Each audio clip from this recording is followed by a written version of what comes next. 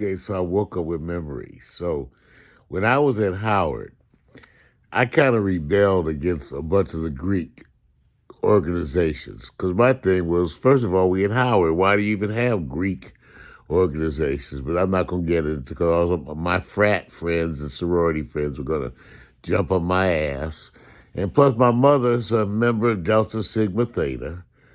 So she was all part of that thing, even though that's another whole discussion. So at Howard, frats, sororities are a big deal. And so I'm not a joiner. I'm not a joiner. I've never been a joiner person. So when I was a freshman, the alphas came to me and wanted me to pledge alpha. And the Kappas came to me, wanted me to pledge Kappa. And I believe it was Omegas.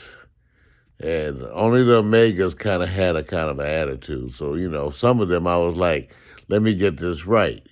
So I'm supposed to join you so that I can get perks or something. Like they said, well, you get more women, you get more prestige. I was like, well, I don't know. I think I'll pass. So they were all kind of pissed at me because I didn't want to join the fraternities. I guess being the son of a black physician, it had that status bullshit that I've been rejecting all of my life.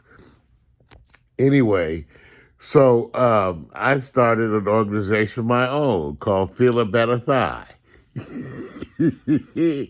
Yeah, I got the joke from the book, The Summer of Class of 44. It was a sequel to The Summer of 42. It was a book I read. It was a sequel, a movie. It was a movie sequel to the Summer of 42, the Class of 44. So they had an organization, Feela Betta Thi, which was the other choice was What's a Matter You?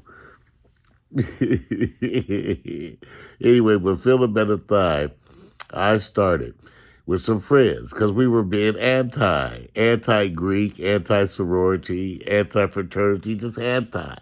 So let me tell you my two victories against the frat people. For one, when we had the intramural football games in the middle of the snow-covered football field, I can tell you, Feela Betta Thi was all part of Drew Hall Thunderdogs, and we whipped them. In fact, I intercepted the first pass they threw up.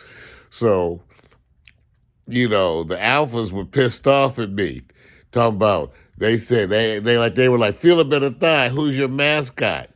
Colonel Sanders? And see, me, I always had the big mouth. I was like, A-Fi-A, what does that stand for? Ass-fi asshole? So we went at it and we beat them. Now, let me tell you the other thing. They had a Greek picnic. Now, by the way, my organization, Feela Betta Thi, eventually got chartered and is in my senior year yearbook.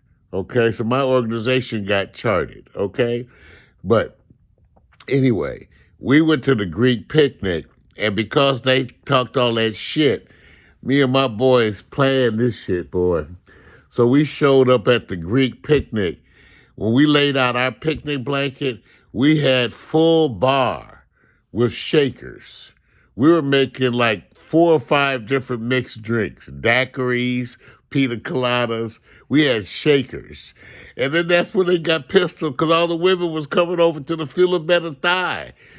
Now, we also, Feela Betta Thi was a sorority. That's what we called it.